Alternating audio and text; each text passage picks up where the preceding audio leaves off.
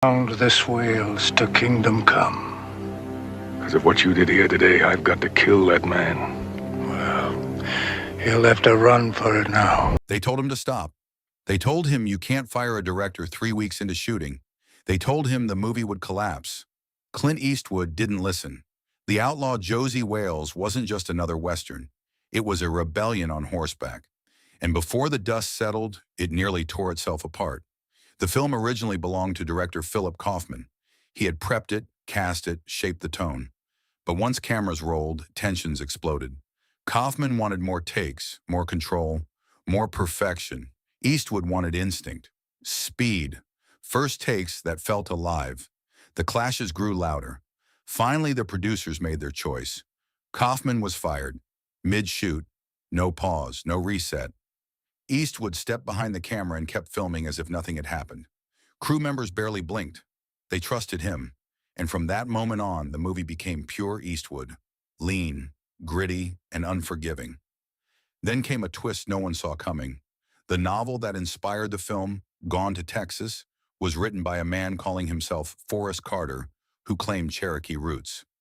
Years later, it was revealed his real name was Asa Earl Carter, a former Ku Klux Klan speechwriter. A man who had built his life on hate had written a story about outcasts forming a family across racial lines. Eastwood didn't know during production. Most people didn't, but the irony still lingers. One of the film's most powerful performances came from Chief Dan George. In his 70s, dignified and quiet, he struggled with complex English dialogue. His daughter would sit with him daily, reading lines aloud until he memorized them phonetically. He may not have understood every word, but he understood the feeling. And when he delivered his speeches about broken promises and lost lands, the set fell silent. Eastwood insisted on authenticity everywhere else too.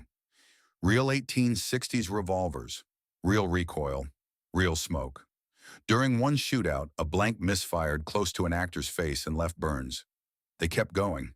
The famous line, "Dying ain't much of a living, boy," wasn't in the script. Eastwood added it on the spot.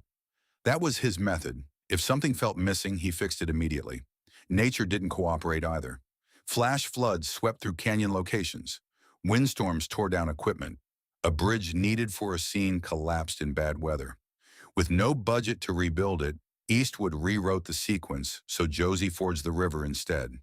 It made the journey harder and the story stronger. Even the iconic hat wasn't planned. It belonged to a background cowboy. Eastwood tried it on during a break and never gave it back. It looked worn, lived in, like Josey himself. During brutal night shoots, exhaustion spread through the crew. One evening, Eastwood shut production down early, ignoring schedule pressure. "Tired people make bad movies," he said. The next day they worked faster than ever, and when filming wrapped, he did something rare.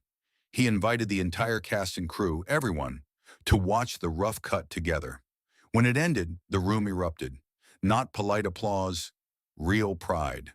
Because this wasn't just a Western, it was a story about loss, survival, and choosing your own code in a broken world. And just like Josey Wales, Clint Eastwood didn't ask for permission. Subscribe 90s Playback for daily new videos and press the bell icon so you don't miss any update.